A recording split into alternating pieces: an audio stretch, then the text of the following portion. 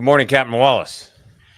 I haven't heard that in a while. Wow, you threw that. Oh, because you guys just always go Curveball. by uh your names. You're just norm to everybody. It doesn't matter rank and stuff. I remember when I was the liaison to an Air Force fighter wing. I came out of an Army unit. I mean, I had one lieutenant colonel, my battalion commander, the captain above me Yeah. was sir. Yes sir. I mean, I was. If I saw a 06, I'd just be locked up. I coming from the Army unit, just having been in Iraq and all that. And then I got stationed as the liaison officer to a fighter wing. And I'm in there with, this, I was technically reporting directly to the 2-star, the wing commander.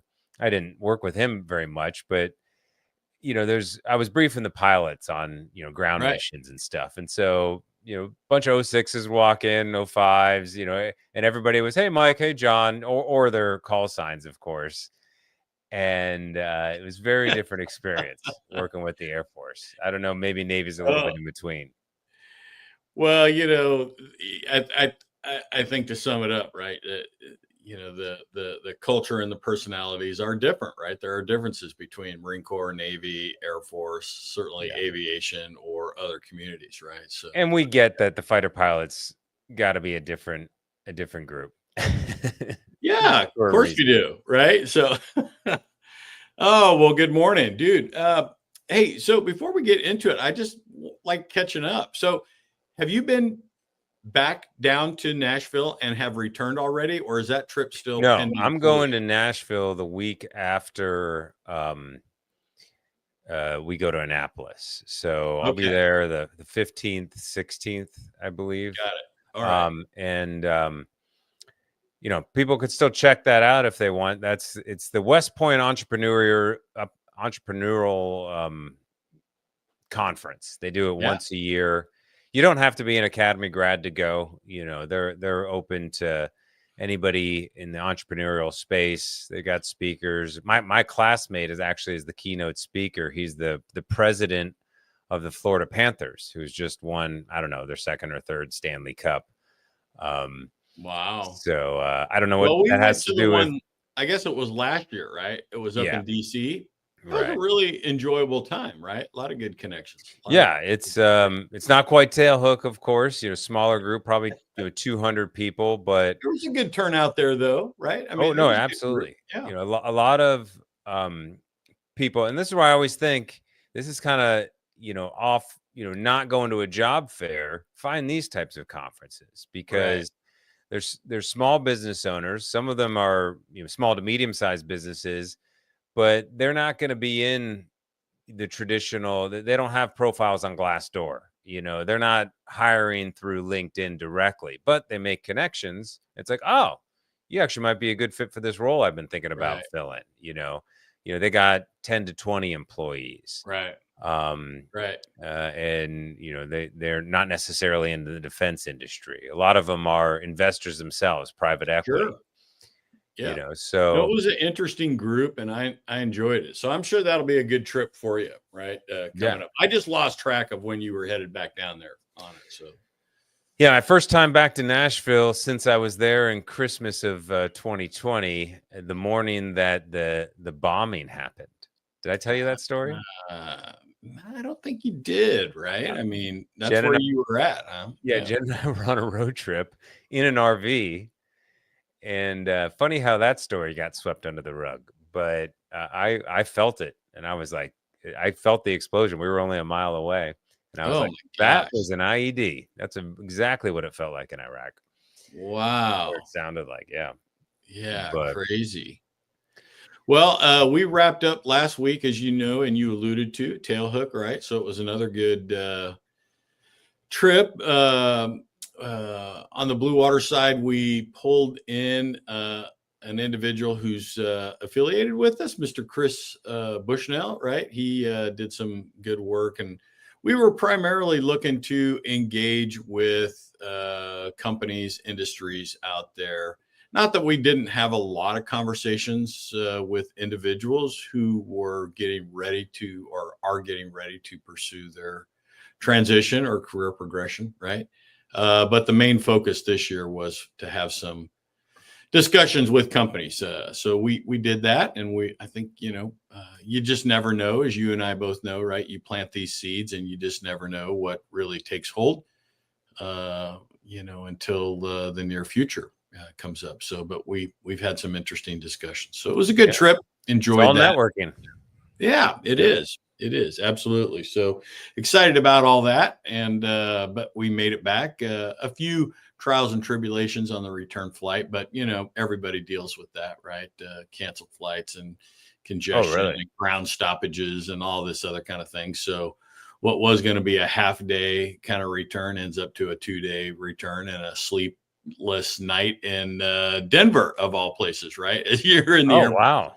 What can you do, right? So Yeah. but yeah, no, it's looking good. And then you and I getting ready to hit the road with Steve Weeman, Dave Wadelick, as we head up to the Naval Academy, right? We're excited about that, right? As we get ready to jump in up there and teach again at the Flugel Center. And so we're excited about that, right? So it's going to be good. So I'm looking forward to that and the road trip up and back, because you and I get some good brainstorming in, right, on the road there. So that's Yes, going to sir. be good. Yeah. So Oh, anyway, good. looking forward to it. And then a quick stop the day before, as we talked about, right? We'll do a site survey up to Booz Allen's Center for Innovation up there, the Helix building, right, in DC, and then hopefully later in the morning, we'll swing by Shield AI's conference room up there and get a quick look at that for what we hope to be a career progression cohort in 2026, right? So we got to get the lay of the land up there as we start to head up that way and do an event up with those guys too. So, Okay, cool. so the future's bright. Anyway, Yeah. what do we want to talk about today? Well, one thing about people in the DC and Annapolis area, if we maybe got Yeah. extra time and people want to meet up on that, we're going up on, so maybe in the afternoon on Tuesday or So Wednesday the 10th, I think, would be a big open day for you, I yeah, think, right? And then I know we're booked and you're booked on Thursday the 16th, 11th, right? As we are. 11th, yeah. But the 10th, man, I think that's probably some opportunity if people wanted to meet with you and go through some of your new tools and talk all things SBP, TSP, VGLI, all the stuff that you are well founded and experted up in, right? All those areas. So that'd Yeah. be a good opportunity. Yeah. Or just, happy to also just meet and, talk military transition stuff, grab a coffee or whatever. But Sure.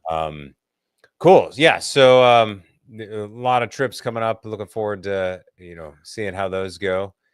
But all right. So for today's topic, again, if you're just joining us for the first time here on the Military Retirement Blueprint, We'll this is, get to the topic. Scott and I always small talk and catch up at the beginning of these well, things. that's fine. I mean, We'll get focused. We'll I get mean, focused. that is one of the purposes of the show, for us to get a chance to catch up on everything going on, and Sure. letting those. I mean, we kind of consider this not as much as a podcast as it is, just say we're having a weekly conference, and in our local members or clients, we're joining us. Well, we get to do it digitally now, so Yeah. this is how I people love can it. stay in touch with what we're up to. But we also want to share some of the great blue water knowledge for the most part. Sometimes we get into the financial topics, but we know that people are transitioning out of the military, especially retirees that have been in for 10, 25 or 20, Yeah. 25, 30 years. Yeah. It comes as a shock. Doesn't matter what your rank and responsibilities were when you're on active duty. This is a new world. And so what Blue Water has done is put together a network of like-minded individuals who have been there and done that and had the Mhm. experience, and given a lot of data and info that Mike's been able to compile along with his own expertise, to help share those insights, to help alleviate some of the stress and anxiety that comes along with that, retirement and new career, and what do I want to do when I grow up, Sure. type of Yeah. problem. And so that's what we do on the show. We talk about those things that come up.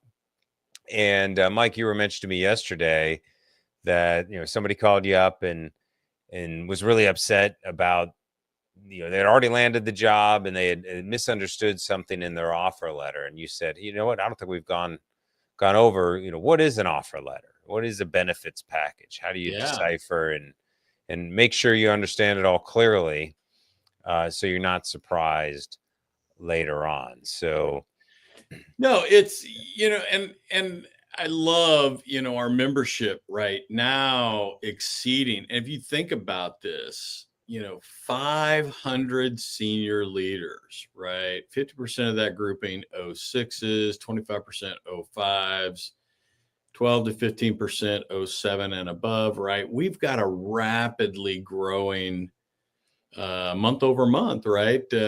Membership base. And just love the talent that we're reeling in, love the network that we're building, not only for current members, but for future members as well, right? And part of this, week over week, there seem to be themes or topics that come up as we are mentoring with our members, right? And they're landing in all kinds of different companies, industries, all over the, full spectrum, right?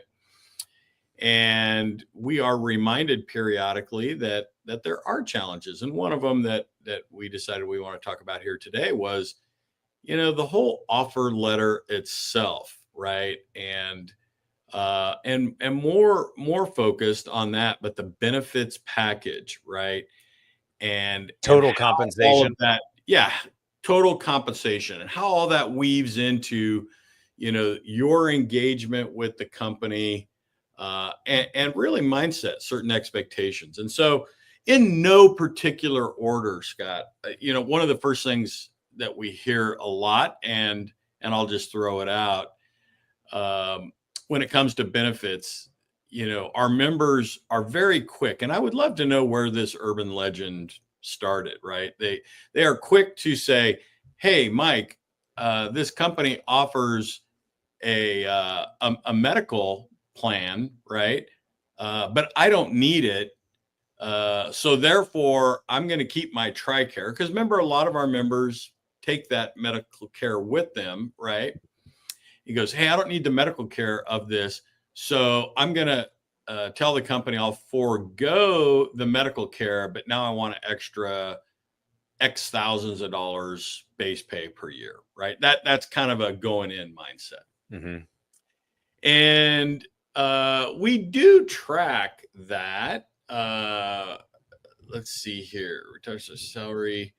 Okay, medical negotiated. And I'm looking on our analytics page. And we do have a very small percentage, about, it's kind of like in line with the educational benefits negotiating PTO, where about 30% of our members choose to negotiate that, and really less than 5% are successful.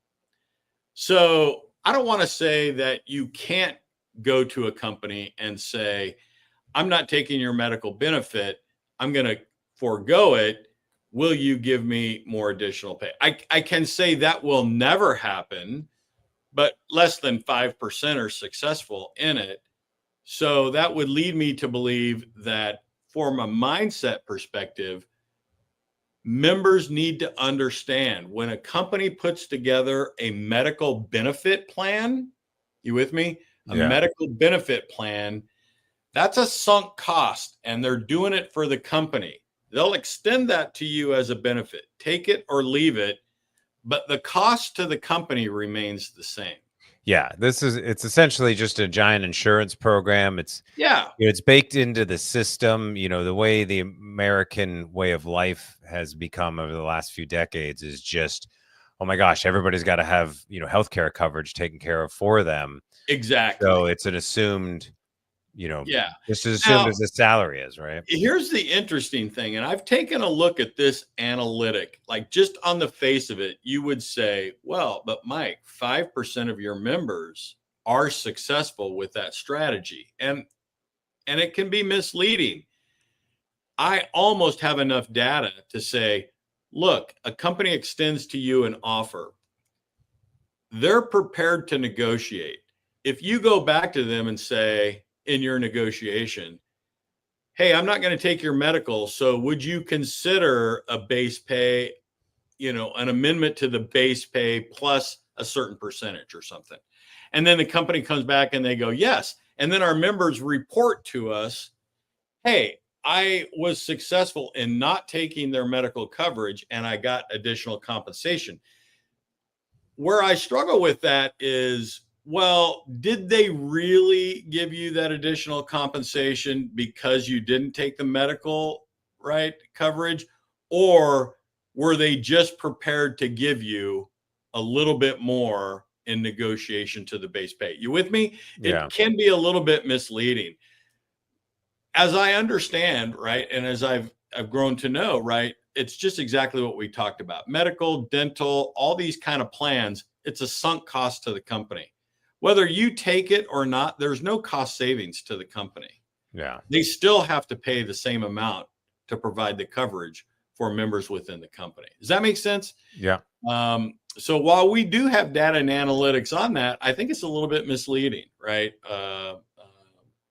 Causal, I would say, right? You just don't really know. Yeah. The other one too, and Scott, we talked about this, is like 401ks.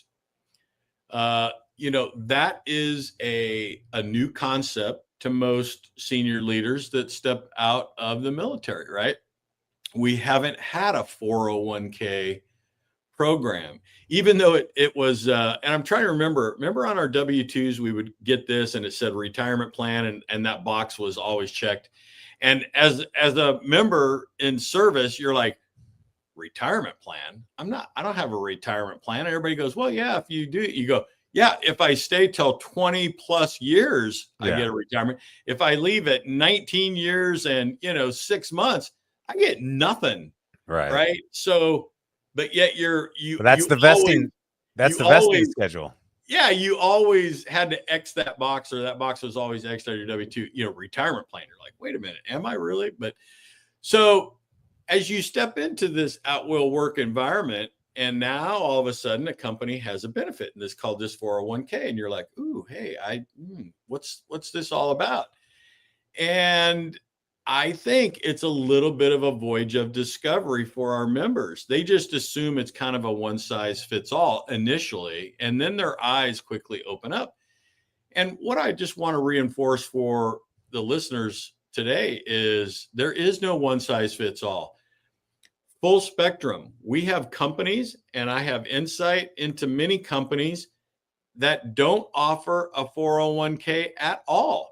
Zero. If you want one, it's on you to go set up your own, and you can invest into it as much as what you might like to do, or as what the law will allow you to do. Right. So, but then I also have seen 401ks where a company will match you up to 10 or 12% of your base pay, a very generous matching offering, right? Meaning if you invest into it, the company will match your investment into it.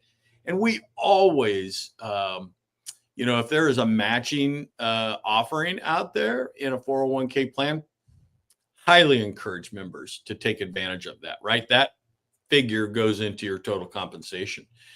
So that's one end of the spectrum, right? No 401k, or very generous. I'm going to match you up to 10 or 12%. But it's everything in the middle, Scott. We've seen companies that'll do a variable scale. Hey, year one, we're going to match you at 1%. And then year two is 2%. And then year three is 3% or 4%. You just don't know what that looks like. We've seen companies that will say, hey, yes, we will vest you or match you for this amount, right, in your 401k. But you know what? You don't vest in it, meaning you don't get access to those matching funds for 2 years, 3 years, 4 years, or even in some cases 6 years, right? Wow. Okay. So again, the devil is in the details, right? And what we try to impart into our members is there is just no one size fits all. It's there could be no plan, there could be a robust plan, or there could be everything in the middle. And we highly encourage and we help a lot of our members. It that information will be in your offer letter, or if it's not in the offer letter, it will be in your benefits letter, the package that the company extends to you, which provides a lot of those details. But for members that are having conversations with companies, that's a very fair ask. And it might sound something like, hey, Scott, I was hoping you might be able to shed a little bit of light on some of the benefits that the company extends to members who are pursuing or fulfilling roles and responsibilities such as this. Might you be able to talk a little bit about that and some of the programs and the benefits that the company extends to its employees? That would really help me understand better. That's a very fair ask. That's a non-threat. Like, man, throw it out there. And that's a great, question to get, individuals talking more and you listening more, especially in that, that interview environment or that discussion, right? Yeah. That negotiation. So let me stop there. Did that make sense? Does that? No, absolutely. I mean, because the 401k, I mean, obviously it's the similar type of retirement account as a thrift savings plan, Yeah. or thrift savings plan is its own animal technically, but all the Right. rules around it, work the same way. Until recently, TSP didn't have any matching options, and that's only if you're in the blended retirement system. So probably Right. not relevant to people, in the Blue Water network. But in the civilian world, the 401k, it's still your money and your responsibility. So Absolutely. what Mike's talking about is, as part of the compensation package, if they offer it, if they're going to give you extra matching on top of it, that's the first category of money I call free money. It There's four, is absolutely free yeah, money, right? Yeah. there's four categories of money. There's free money, so that's just, hey, if they're going to offer it to you, take it. Um, then there's tax-free money. That's like the Roth IRAs and some life insurances. Next is tax-deferred money. That's the old traditional Traditional. Yeah. IRA, traditional TSP. Some 401ks are still only traditional. You see a lot more of the Roth options there, Yeah. though. And then there's just taxable money in your brokerage accounts where you get to pay capital gains Right. and dividends and stuff. But so yeah, always take. And that's a good point, Scott, because I've seen in offer letters how a company matches your contribution. Maybe they match it like in a Roth framework or traditional. Maybe they match it with restricted stock units that you will vest in to a different level. You know what I mean? Like the company can pay or can choose how they choose to make their matching contributions. Yeah. And again, I struggle to say, hey, all 401ks are created equal because they're not, right? It's the Well, company plan. It's the well, company plan. let's come back to the stock option thing in a second, but that's exactly the point with the 401k. It's just which 401k provider are they using? Yeah, Is it exactly. Fidelity, Vanguard, or some management firm? There's always going to be a management firm that's then giving you the underlying options of how you're invested the money. But that's your Exactly. choice. You've got Hey, to before I manage those forget, accounts. I just saw, was it Jason Adams chime in? Did he have a question or not? Or he joined Oh, us? Hey, good morning. he was just mentioning the vesting of the 401k Oh, yeah. option Hey, Jason, is how's like it that. going? So Yeah, however you vest in it, you got to make sure you understand the underlying fees, the different yeah, funds that are available, what are yeah. your options, It's and legit. then You got to and read it. then if you do leave the company, what are your options to roll that into a private IRA, Sure. self-directed IRA, or move it into your other 401k? All this stuff gets, complicated on its own. That's just yet another thing you need to manage as part of your Yeah, compensation package. So, you know, typically you want to take the free money, but some people feel like, it's also retirement account money. You can't touch sure. it till age 59 and a half. Maybe you're someone who would rather say, hey, I don't know, has anybody ever done this? Said, rather than participate in your 401k program, I'd rather have more salary or more stock options or something like that. Oh, meaning that, well, I've got a stat. I could dive into it a little bit different here, but let me hover over this. 63.83%. Don't you like that granularity? 63.83% of Blue Water members have negotiated their 401k, meaning they've talked about it, right? Hey, can you give me more or less? Or maybe I don't want to take it at all, kind of thing. I'm trying to hover over this thing. So yeah, let me read this. 63.83% have negotiated for a success rate, right?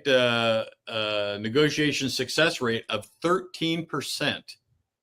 So 13% is 63. So 21% success rate. So I can't tell you that the juice isn't worth the squeeze. Like, what I don't have insight into is what are they negotiating? Are they saying, hey, I'm not going to participate, therefore could you take your matching funds and just put it into base? I like to say everything is negotiable, and once the company has decided they want you, everything's negotiable. Or companies will often be willing to change the vesting schedule. Hey, instead of 4 years, can I vest in this in 2 years? Maybe they would do that. Maybe they wouldn't. You can ask. Percentage of match rate. Hey, 2%, would you consider 5%? Would the company consider, has the company historically considered, doing this? But again, a 401k, I kind of liken it to a, not in all cases, because some members do negotiate successfully, but it's still a program that's put in place, somebody who's going to manage this for the company, right? And I'm going to extend this to you as a benefit. Whether you take advantage of it or not, that's on you. And I still like that mindset and approach, even though I have some data here that tells me that some of our members go in and talk about it and they move the needle. I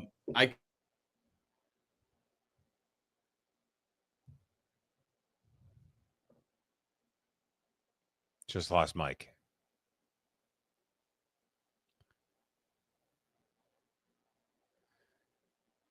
Stand by while I see where Mike went.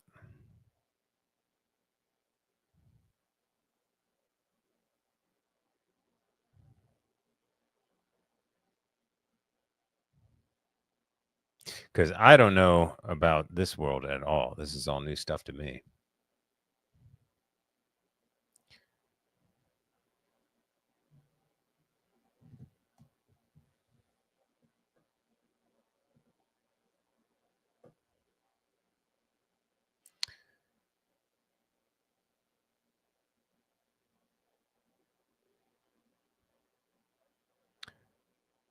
All right, but anyways, traditionally with a 401k, you're going to want to participate. It's obviously a great place to save money. It's automatic and stuff. Just the one thing to consider is how is the money being managed? What are the fees? And oh, Mike just lost his whole internet, so we might be calling this a short show because but I think we hit on the health benefits stuff is typically the main aspect of it that people are confused about.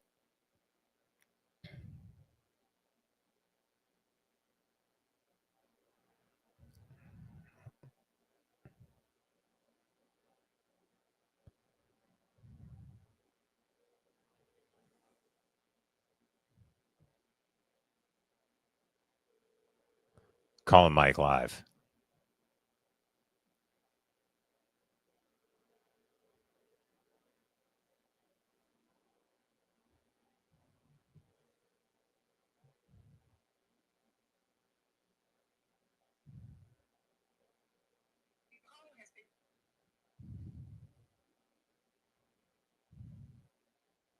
Oh, all right, we're back. Yeah, I had to run down and reset my modem. I don't know what happened. So No, all good. All Technology. good. I was just like, well, I don't know what else to talk about because this is not my wheelhouse at all. No, Negotiating offer letters and stuff.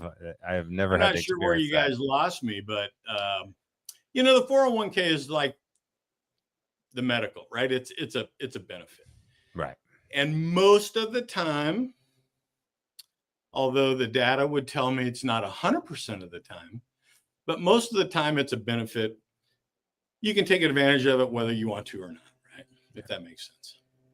So where does the other compensation benefits come in? Whether it's stock options or deferred compensation, Yeah, does that get brought up at all? it does. It falls into, and one of the big things that we work hard, to most of our members, if I could stereotypically talk about this just for a second, not all, but frequently many of our members do. They're so laser focused on what their base pay is going to be, right? They Mhm. focus on just that base pay. And we try to shift their mindset from just focusing at base pay. I want you now to consider what your total compensation is. And total compensation is where the rest of the revenue streams and the compensation streams come into discussion. For example, company X, and again, these are just fictitious numbers, they're going to offer you $100,000 in compensation. And you're like, Mike, there's no way I'm going to go work for this company for just $100,000 a year. Are you kidding me? It's like, man, that's crazy. But I'm like, well, hang on, let's look at the rest of the offer. There is, or maybe, a signing bonus, right? It is fairly common, not uncommon, I would say, that many companies can extend to you a signing bonus. And in some cases, a signing bonus can be a large number, 50, 70. I've seen signing bonuses equal to your base pay for the first year, right? So right there, your total compensation, yes, your base pay is 100, but let's just say this company is willing to extend to you a $50,000 signing bonus. Well, your total compensation for year one is 150,000. And then let's just say you're with a big defense industry player and they're willing to give you a 401k and they're going to match it at 10%.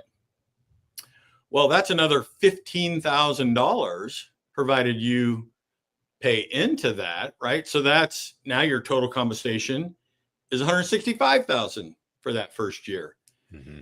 And then companies also will extend to many members, it's very common, an annual bonus, right? Where they're readjusting your pay structure like we did in the military, right? In January, you got like what do we call it? A cost of living kind of bump. Hey, you got a 2%, 3%, something like that. Yeah. Companies will do that as well out there. And it's just an annual incentivized or an annual bonus. Companies will also, and some can and will offer you a performance bonus. Hey, if you knock it out of the park, especially if you're in business development, you pull in new business for the company, there is some reward for you. That now goes to your total compensation figure, right? And companies may also, depending on the type of company and the structure, they can offer you restricted stock units as well, too, as part of your total compensation makeup. So what we really talk to members is don't be insulted by anything, right? It may be a low base pay structure, Mm-hmm. but when you step back and you look at the complete offering that the company is extending to you, that's your total compensation. That's what I want you to focus on, right?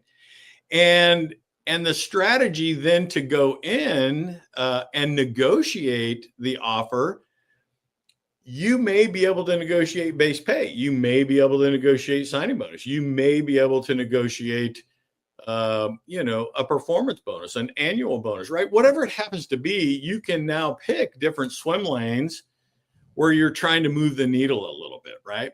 Mm-hmm. And it's a little bit of an art understanding and trying to figure out and navigate where you may have the best success rate, right? We track that here at Blue Water. We track all of that very closely. And then just like I was sharing with you, before the show, one of the biggest benefits we have here at Blue Water is our members trust us with the offers that they're receiving from companies. So that allows us to be very, very, very effective mentors for not only current members but future members as they are making a pursuit. We can very, very accurately tell you, yes, that's a competitive offer that you have received. Or, hey, you know what, Scott, I don't think that's such a competitive offer based not on my opinion, but based on the data and analytics I have, based on a sample set size of 150 other people who look just like you, and a large percentage of them who have landed and pursued this company. I think there's, we're going to, let's talk about how to negotiate this based on this data and comparison. It's like a real estate comp, right? I mean, I can look at this and I'm going to go, ooh, hey, nope, I don't think that's quite right. I think there's room for you to drive that figure north, right? Yeah. Is what I would say. So one with the other, it's just not on our opinion. We're doing it from the analytics we have. And I love that. Right. You definitely want to, it sounds like you're definitely going to want to, have somebody to talk to about the various compensation packages you're looking at to figure out, what are the ones that you can impact the most and get a better trade-off for. Yeah. Like we track all of these things. Are you ready for this list? Like the medical example, how many have negotiated base salary here? Well, that's a great one. Sometimes our members come to us and they go, Mike, thank God, I'm just so excited. I got an offer and the wife and I have talked about it. We're just going to take it because I want this transition thing to be done. And I'm like, okay, well, hang on here. 92% of our members negotiate base salary. Think about it, 92%.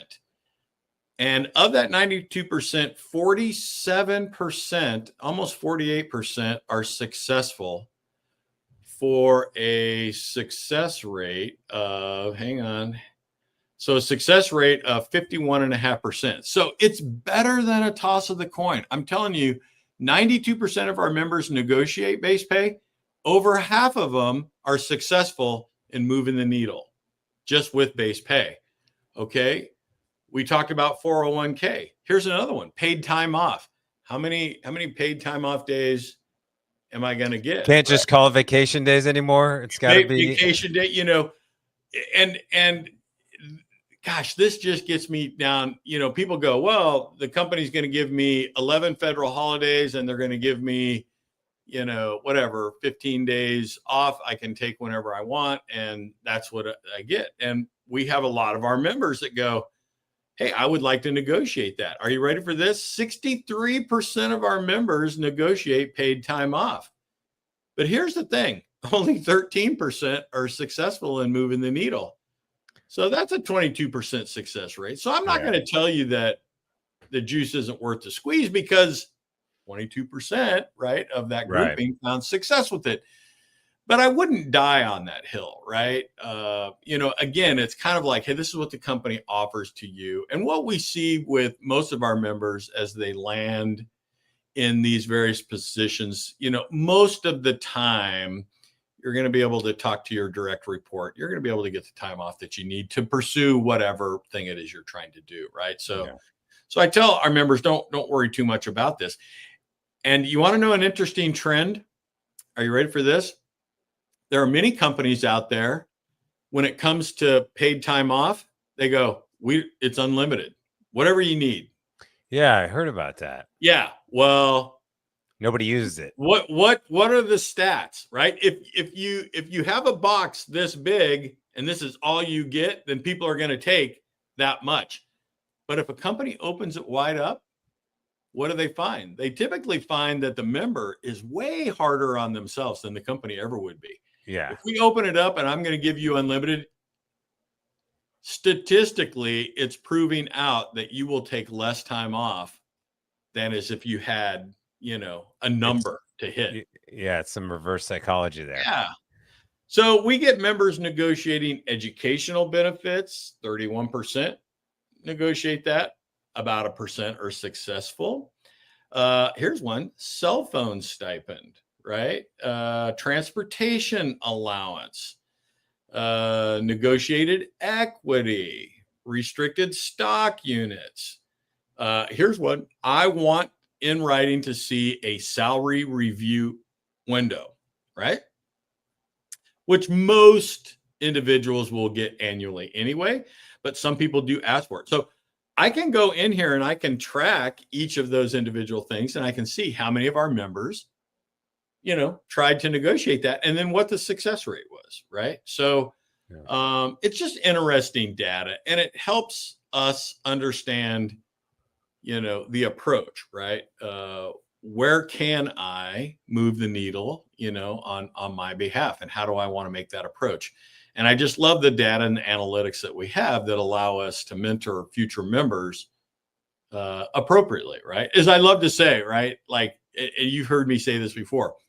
Nobody cares anything what Mike Wallace thinks. Yeah. Nobody does. Nobody cares. But the data, that's an interesting discussion. When I start a sentence with, well, I don't know, let's look at all 500 of our members who stepped in. Do you realize 92% of that grouping negotiated base pay? Right. And you're like, oh, really? They did? 92%? Yeah, 92% did. 47% were successful for almost a 52% success rate. So, not what I think. It's not Mike Wallace's opinion. My discussion with you would be analytically, it's probably worth your time to consider that approach, right? Yeah, and I think, that's ultimately, when we were talking about the stress and anxiety earlier of, transition into the, how do I find my next job, my next career? It's just all these different options you now have. In the military, you know Yeah, what your pay is going to be based on your rank and your time in service, and exactly. you've Exactly. got you got your dental's on base. You can do TSP if you want, but other than that, you know what your pension's going to be just depending on how long you served. Yeah. So, And probably the last thing I would say about analytics, right? Are you ready for this? 0.0% of our membership have ever lost a job opportunity for negotiating any of these categories.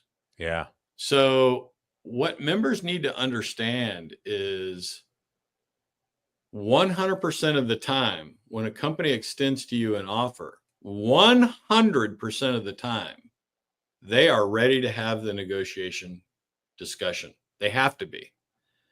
But whether or not the negotiation conversation kicks off, right, is determined by who? You, the member who's pursuing them. Think about it. If I don't negotiate, is a company going to come to me and go, well, Mike, you sure you don't want to negotiate this offer? Right? Like if I just show up and go, thank you very much, I'm excited to start, they're going to go, oh, okay, well, welcome aboard. But they're always ready to have that conversation.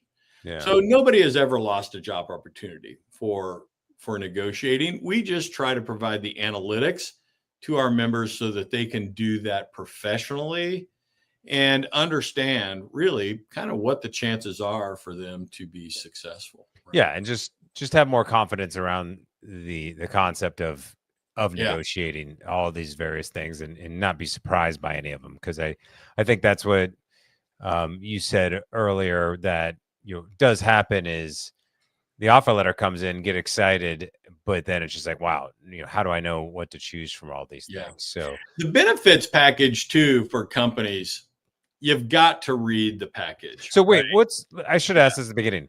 What exactly is an offer letter versus the benefits package, or do those come at the same time? Well, they should come at about the same time, right? Okay. Whether or not all companies deliver them same time, some you can find benefits package information early on, right? So you kind of know what that is. Some of it comes coincident with the offer.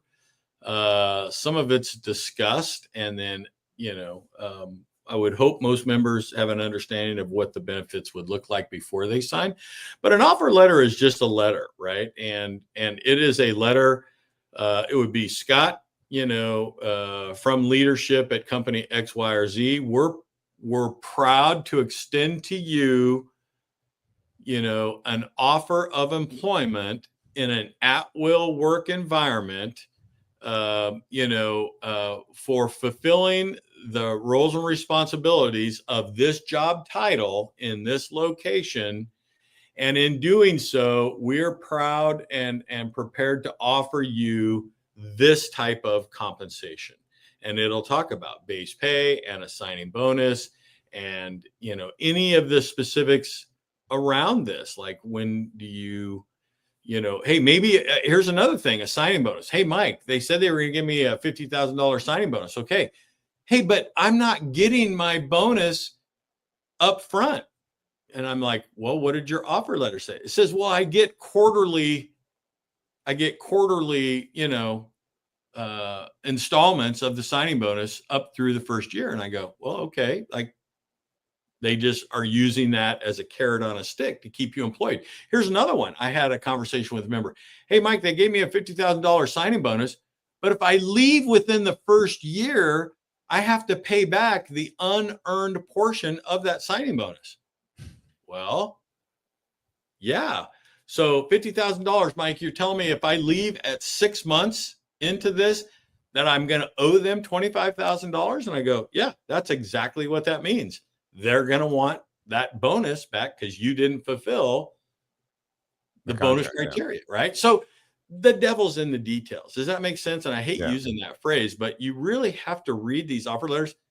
There's none of them that are same. And I don't know how many listeners we have on this morning, but I would love to know that if there's individuals out there listening into this, any, similar experiences, thoughts on this, right? You've got to read your offer letter. You've got to read your benefits package. Scott, that benefits package we looked at the other day, crying out loud, the company that we looked at and we reviewed, they offered, what was it? Pet health insurance and a pet dental plan or something like that. Like what the heck is this, right? I mean, it's a brochure. It's a pamphlet that outlines the company's benefits plans. And if you read through this, you're like, really? You're going to give my pet health care and health insurance and it was crazy, right? Some of the benefits, gym memberships, they want you to be healthy. They're going to give you a gym membership. You just don't know. And if you start to put a monetary amount to some of these benefits, Scott, like you could go out and buy health insurance and health care for your pet. I have absolutely no idea how much that would cost, but I think we would agree that there is some cost. Well, whatever that cost is, that would roll into your total compensation. You with me? I mean, especially if you take advantage of that. A gym membership. Yeah, I'd like a gym membership. Okay, so what does that cost a year? That's a total compensation kind of mindset, right? So these are the benefits that you're going to be able to take advantage of through employment with the company. So this one even has an entertainment benefit. Resource. Like, what is that? Entertainment benefit. For discounted and hard to get tickets for Broadway shows and sporting events, concerts, museums. They want to keep you entertained at your employee.